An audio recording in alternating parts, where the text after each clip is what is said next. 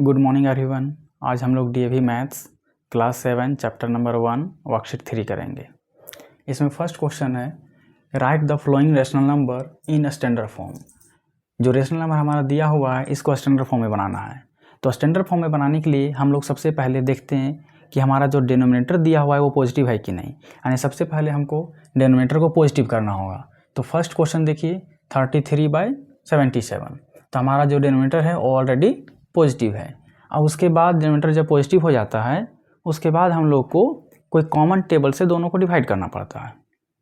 तो देखिए कोई कॉमन टेबल से डिवाइड हो रहा है दोनों।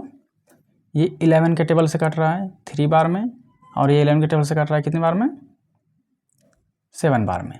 तो हमारा जो आंसर हो गया 3/7 होगा। सेकेंड क्वेश्चन में देखिए हमारा डिनोमिनेटर कितना है -20, जबकि हमारा डिनोमिनेटर कितना होना चाहिए था प्लस में। तो सबसे पहले क्या करते हैं इस डिनोमिनेटर को हम पॉजिटिव बनाते हैं। तो इस नेगेटिव साइन को क्या करते हैं न्यूमरेटर में शिफ्ट कर देते हैं। तो हमारा जो नंबर होगा वो 64/20 होगा। अब देखना है कि हमारा जो डिनोमिनेटर है वो पॉजिटिव हो चुका है। अब कोई कॉमन टेबल से कट रहा है ये 4 के टेबल से कट रहा है। काटिए 16 बार में, ये 5 बार में। अब और कट रहा है क्या नहीं।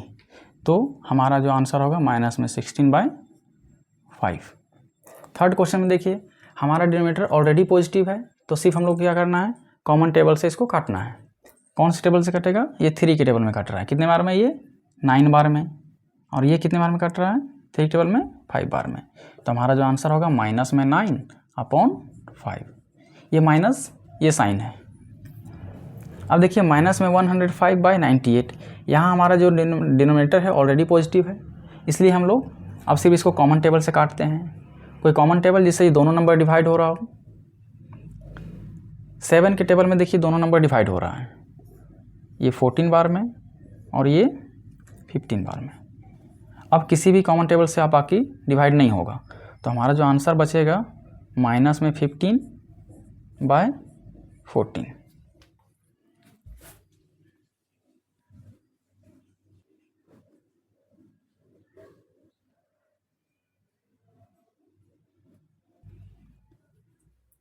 अब हम लोग क्वेश्चन नंबर 2 को देखते हैं। क्वेश्चन नंबर 2 में बोला गया find x such that the rational number in each of the following pairs becomes equivalent.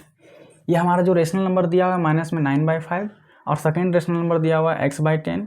इसमें हम लोग को x का वैल्यू फाइंड करना है ताकि ये जो रेशनल नंबर है वो इक्विवेलेंट हो जाए। ठीक है, तो इसके लिए हम लोग क्या करते हैं पहले क्रॉस मल्टीप्लाई करते हैं, इसका इसके साथ और इसका इसके साथ। तो ये 10 into -9 10 into -9 equals to x into 5। x into 5 ये x का वैल्यू हम लोग को निकालना है। तो x जो मल्टीप्लाई में इसको इधर हम लोग ला के डिवाइड में ले आते हैं। तो 10 into -9 divided by 5 equals to इधर सिर्फ x बचेगा। अब 5 के टेबल में देखिए कितने बार में कट रहा है ये 2 टाइम्स। तो x का वैल्यू कितना आ गया -18। 9 2 जा 18। इसका सेकेंड क्वेश्चन है x। सेकेंड क्वेश्चन दिया हुआ है 8/7 और सेकेंड रेशनल नंबर है x/35। यहाँ हम लोग को x का वैल्यू निकालना है ताकि जो ये रेशनल नंबर है वो क्या हो जाए इक्विवेलेंट हो जाए। तो यहाँ भी हम लोग ऐसा ही करेंगे क्रॉस मल्टीप्लाई, इसका इसके साथ और ये 7 का x के साथ। तो कितना हो जाएगा 35 को x 8 से कीजिए माइनस में 35 into 8 equals to 7 into x। अब इस x का वैल्यू निकालना है तो ये 7 को डिवाइड में लाना होगा। तो माइनस में 35 इंटू 8 डिवाइडेड बाय 7, इधर क्या बचेगा सिर्फ x। 7 के टेबल में देखिए 35 कट रहा है कितने बार में 5 बार में। अब 8 5 जा 40। तो x का वैल्यू कितना हो गया -40।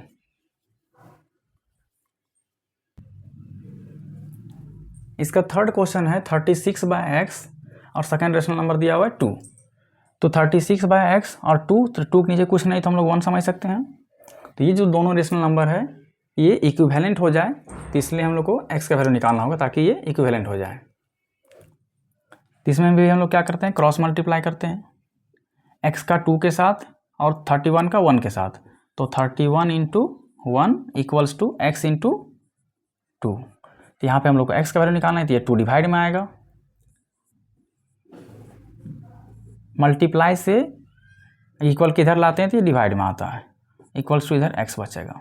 देखिए 2 के टेबल में 18 बार में डिवाइड हो रहा है, तो 18 1 जा 18, यानी x का जो वैल्यू हो गया 18 हो गया।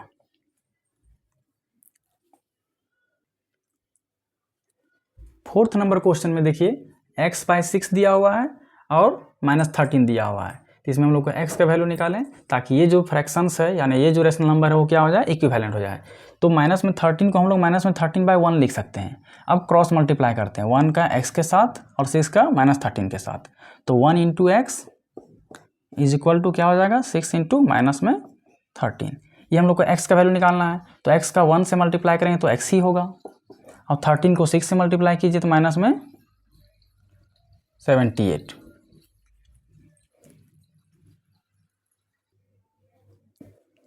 अब आगे देखिए क्वेश्चन नंबर 3। क्वेश्चन नंबर 3 में बोला जा रहा है कि check whether the following rational number are in standard form. Check करना है जो दिया गया रेशनल नंबर है वो क्या स्टैंडर्ड फॉर्म में है। If not write them in standard form. अगर स्टैंडर्ड फॉर्म में नहीं है तो उसको स्टैंडर्ड फॉर्म में लिखिए। तो फर्स्ट क्वेश्चन हम लोग चेक कर रहे हैं, तो फर्स्ट क्वेश्चन में देखिए -3/19 है। यहाँ जो डिनोमिनेटर है ऑलरेडी पॉजिटिव है, ठीक है। उसके बाद क्या दोनों नंबर क्या कोई कॉमन टेबल में कट रहा है, तो 3 और 19 कोई कॉमन टेबल में नहीं आता है, इसलिए हमारा आंसर यही होगा। तो ये ऑलरेडी स्टैंडर्ड फॉर्म में है। सेकेंड क्वेश्चन देखिए 4/-7। यहाँ हम लोग देख रहे हैं कि ये स्टैंडर्ड फॉर्म में नहीं है। क्यों? क्योंकि ये जो डिनोमिनेटर है वो नेगेटिव है, और पता है कि हम लोग को पता है कि ये स्टैंडर्ड फॉर्म में जो डिनोमिनेटर होना चाहिए वो पॉजिटिव होना चाहिए। तो पहले इसको क्या करेंगे, डिनोमिनेटर को पॉजिटिव करेंगे, तो इस नेगेटिव साइन को शिफ्ट कर देते हैं हम लोग न्यूमरेटर में, तो -4/7। अब देखिए क्या ये कॉमन टेबल से कट रहा है, तो नहीं, ये किसी भी कॉमन टेबल से नहीं कट रहा है, तो हमारा आंसर यही होगा। क्वेश्चन नंबर 3 में देखिए 14/35। हमारा डिनोमिनेटर ऑलरेडी पॉजिटिव दिया हुआ है, बट क्या ये स्टैंडर्ड फॉर्म में है? नहीं है, क्योंकि ये कॉमन टेबल से भी डिवाइड होगा। तो ये 7 के टेबल से हमारा न्यूमरेटर एंड डिनोमिनेटर दोनों डिवाइड हो रहा है।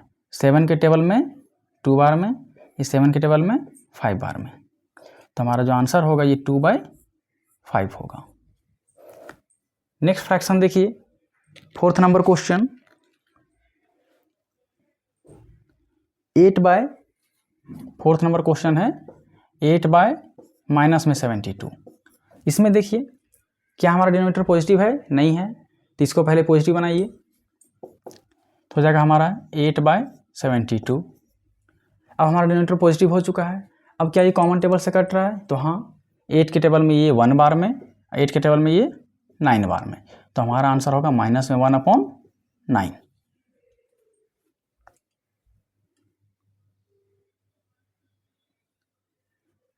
नेक्स्ट क्वेश्चन, क्वेश्चन नंबर 4, क्या बोला गया, फिल इन द ब्लैंक्स। ये जो हमारे 3 रेशनल नंबर दिया हुआ है 2/7 इज इक्वल टू 8/डैश एंड -63। तो ये जो डैश जो दिया हुआ है इसी का वैल्यू हम लोग को निकालना है। तो पहले हम लोग 2 फ्रैक्शंस को उठाते हैं, एक तो वैसा फ्रैक्शन जिसमें हम कंप्लीट पता हो न्यूमरेटर एंड डिनोमिनेटर, और दूसरा कोई भी एक फ्रैक्शन। तो पहले फर्स्ट फ्रैक्शन उठाइए, ये 2/7 इज इक्वल टू 8, जहाँ फिल इन द ब्लैंक्स दिया हुआ है उसको हम लोग x मान लेते हैं। अब हम लोग क्रॉस मल्टीप्लाई कर लेते हैं, जिससे x का वैल्यू निकाल जाएगा। तो ये हो जाएगा 2 into x equal to 7 into 8। अब ये x निकालना है हम लोग को, तो ये 2 से डिवाइड का हो जाएगा, ये x equal to 7 into 8, 2 multiply में था, इधर आके डिवाइड में आ गया, 2 से ये 4 बार में, तो हमारा x का जो वैल्यू होगा 28 होगा। यानी ये बॉक्स हम लोग का निकल चुका है 28। नेक्स्ट देखिए, अब सेकेंड फ्रैक्शंस को देखिए, फर्स्ट एंड थर्ड को उठाएंगे तो ये हमारा फ्रैक्शन मिल जाएगा। तो 2/7, since 2/7 is equal to dash by -63। इस डैश को हम लोग y मान लेते हैं। इस बार फिर से क्रॉस मल्टीप्लाई करेंगे हम लोग,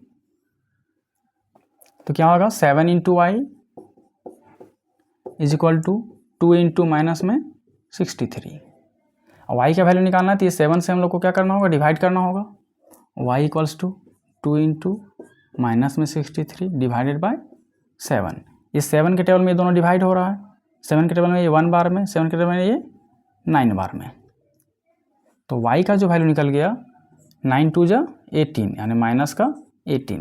तो हमारा आंसर क्या होगा यहाँ पे -18। देखिए दोनों ब्लैंक्स निकल गया, ये 28 और ये माइनस का 18, ये हमारा आंसर हो गया।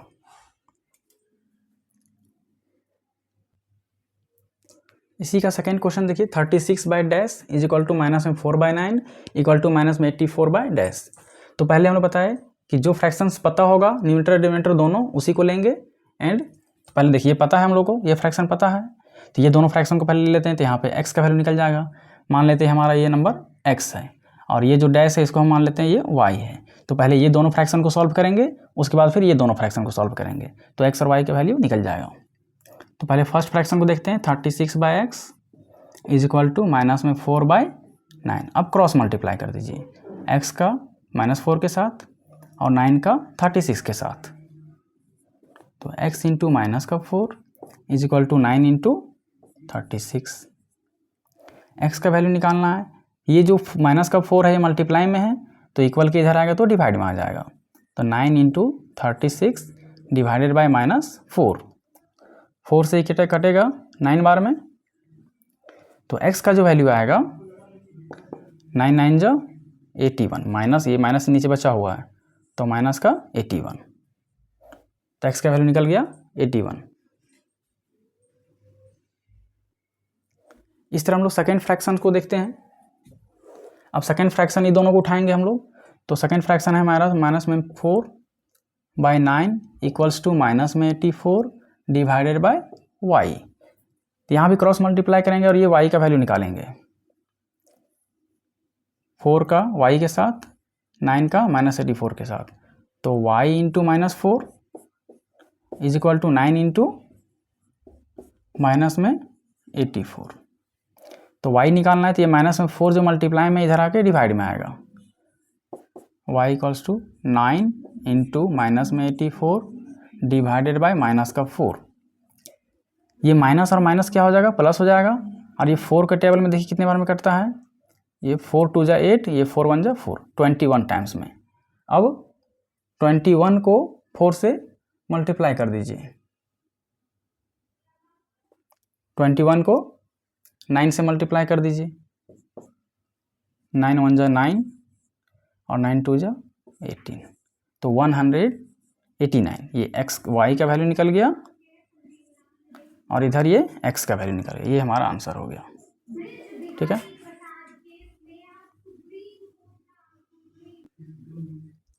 अब नेक्स्ट दिए इसी का 4 का 3 105 by dash is equal to dash by minus में 95 इक्वल टू -5 बाय -11। तो ये दोनों जो ब्लैंक दिया हुआ है इसी का वैल्यू हम लोग को फाइंड करना है। तो पहले हम लोग एक ऐसे फ्रैक्शन को लेंगे जिसमें हम लोग को न्यूमरेटर भी पता हो और डिनोमिनेटर भी पता हो। तो इस फ्रैक्शन में देखिए न्यूमरेटर और डिनोमिनेटर दोनों पता है और फिर कोई अननोन, तो अननोन में ये है। तो फर्स्ट एंड थर्ड को उठाते हैं हम लोग, ये 1/105 अपॉन जो ब्लैंक्स को हम लोग x मान लेते हैं इज इक्वल टू ये -5 अपॉन ये माइनस का 11। ये माइनस माइनस देखिए कट जाएगा, प्लस हो जाएगा, माइनस माइनस प्लस हो गया। अब ये क्रॉस मल्टीप्लाई करते हैं हम लोग x का 5 के साथ और 11 का 105 के साथ। तो x इंटू 5 हो जाएगा इक्वल्स टू 105 इंटू 11। तो x का वैल्यू निकालने के लिए 5 से हम लोग को क्या करना होगा, डिवाइड करना होगा। तो 105 इंटू 11 डिवाइडेड बाय 5 से कटेगा 21 बार में। तो x का जो वैल्यू हमारा होगा इम्प्लाइज करता है, x का जो वैल्यू होगा 21 को 11 से मल्टीप्लाई कर दीजिए, कितना होगा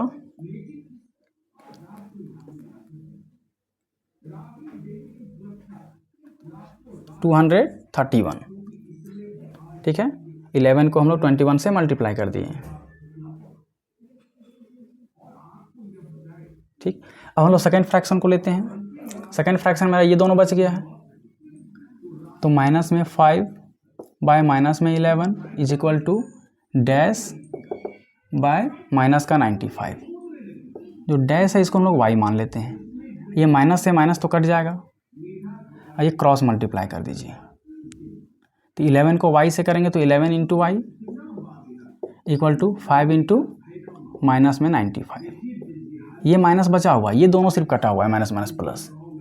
अब ये y का वैल्यू निकालना है, तो y equals to 5 into minus में 95 बाय 11 से क्या कटेगा नंबर,